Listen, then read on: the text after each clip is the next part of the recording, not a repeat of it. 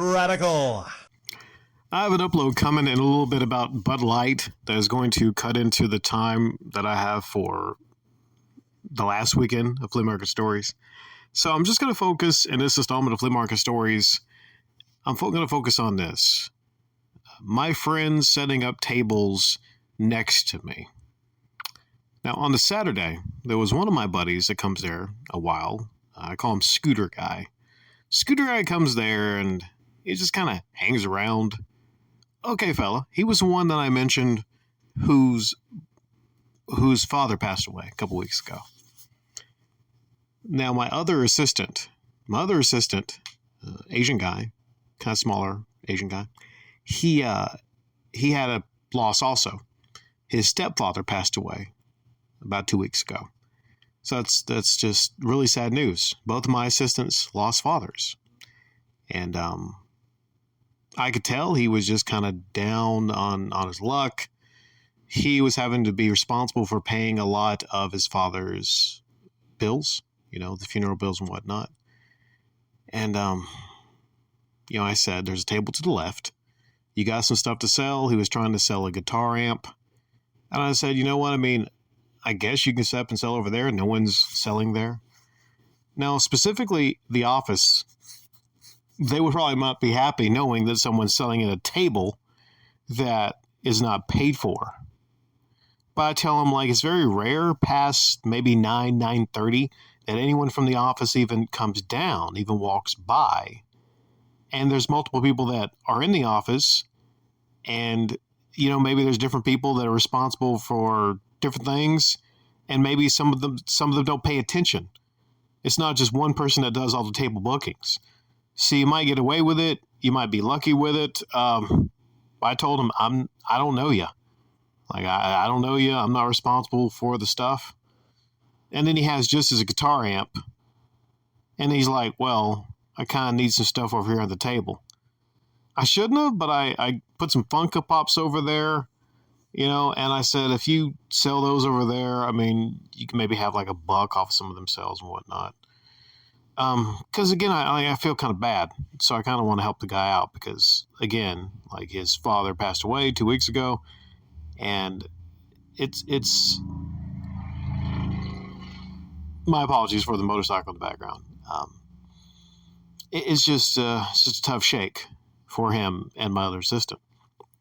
I think he ended up selling a half-working Xbox One controller missing the back for $5. And he also sold the guitar amp, not to anyone there, but to another adjacent shop.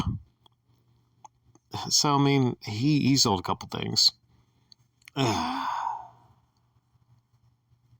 don't know. I don't really know if I want to do that consistently. Because it's one thing if I'm paying for that spot and I put a little bit of my stuff on the table to the left or right. There's a lady two down from me who speaks barely any English whatsoever. And she sometimes fills up half that table to the left with some of her stuff. And if they ask her, she'll just say, I'm here all the time and I pay and there's no one here. So she can make the argument, hey, you know what? This spot, no one's in this spot. And she's going to just take up this table with a little bit of stuff. But if you're not paying the office to sell there, then there could be lots of issues. I mean, you might even get banned from there for selling in one of those tables. I don't know. I don't know. And my worry is if they see that person consistently at my table all the time, I can't act like I don't know that person if they're at a table all the time. Now, there's the two people that come by. I call them the comic nerds, but they sometimes are into the video game stuff too. They set up a table on Sunday, the day after, to the right of me. They had a lot more luck. I think they might have sold a couple comics, but they had some game stuff. They had a Japanese Pokemon game they sold for, I think, just $15. I would have told them, you should have got at least maybe 30 or 40 for that game. It was literally a Japanese Pokemon game. And they sold some other stuff they had there also. And I'm selling some stuff for them. You know all the My Little Pony stuff you saw weeks back on Show Off Saturday. I haven't sold a bit of it. I haven't sold any of that My Little Pony stuff. None of it. So I'm going to have to have a talk with them and tell them, like, this stuff right here, you might have to sell this online because, my clientele, she's not really into the My Little Ponies. Not really into the My Little Ponies. Now, if they have comics, yeah, I can sell some comics, but even then, my comic sales have went down. Everything is in the red except for games. I sell games. There's another thing I want to talk about here. My decision to kind of minimize almost everything there except games. Because it's not that I don't want to sell DVDs, CDs, and books along with games. My idea was to, be a media place, right? That's the idea. But when you have 90% of your sales coming from games, then you realize you're only there for a couple hours on the weekends. I just can't take the loss. I can't keep taking the loss and trying to sell things that I acquired. DVDs, comics, and music.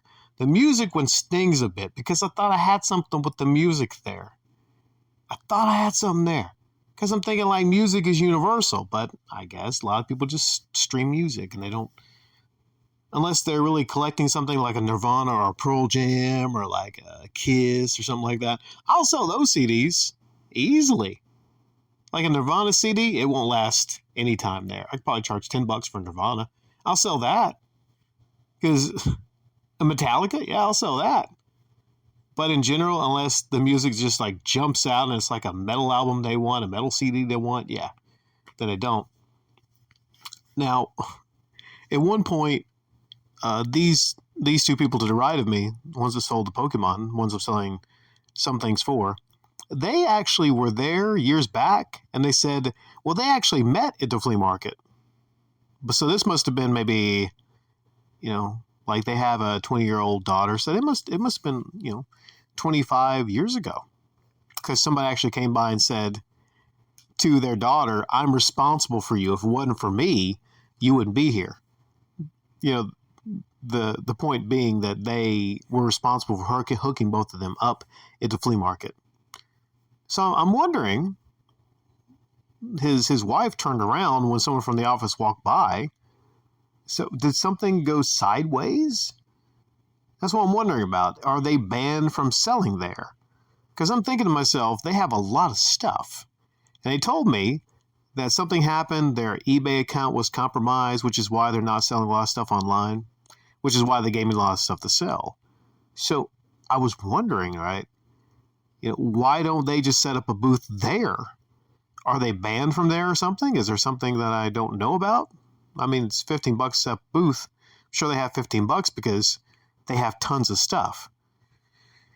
So I don't really know what I'm going to do going forward about people that are my buddies wanting to sell on the side tables. Now, weirdly, to the right of me, they actually ended up giving, which is not a table that they had to rent, they said they were going to give it to somebody else to sell some stuff there, which seems to was the mother of someone else that sells there that they know. So I don't really know all this weird stuff that goes on. I just don't want to be a part of it because I don't want to get any knocks against my account. I don't. This is the last thing I want to happen. So at least, the husband and wife, I said, listen, I don't know you guys. And they looked at me and they said, who are you? We don't know you either, So they're kind of up with it. And they don't even talk to me when they're at the table. I'm like, hey, don't even, because you never know when somebody from the office might swing by. One positive of last weekend, and actually this weekend, was no Damien. But, I jinx it because the minute I say that, he shows back up. So at least I have 2 weekends without Damien, throwing a monkey wrench into the sales. I still have the card, though. I made a Damien card that has the Damien rules that I share what the card says. Basically, it said you're limited to 10 minutes on playing the systems. You can't switch out any games from the systems. And I have a timer set or something like that. I have put in stools back. I took all the stools away, But it gets to a point where I'm like, okay, I want to be able to do what I'm going to do there without having to worry. And I'll tell this kid this. I'm going to operate my business. I'm going to operate my business. And you're not going to get in the way of me selling things. You're not going to. If you get in the way of me selling things, if you hurt my selling things, then not only will I ask you to leave, but you'll be banned from coming here. And I can back that ban up. I can go to the office and say, like, hey, there's a kid that's annoying the fuck out of me and hurt my sales. And also, I'll sprinkle in the fact that, yeah, he's stealing things also, which is the big one there. But yeah, that's all I got for this flea market stories. The next one will be more in-depth and detailed. But like I said, got the Bud Light upload coming up pretty soon.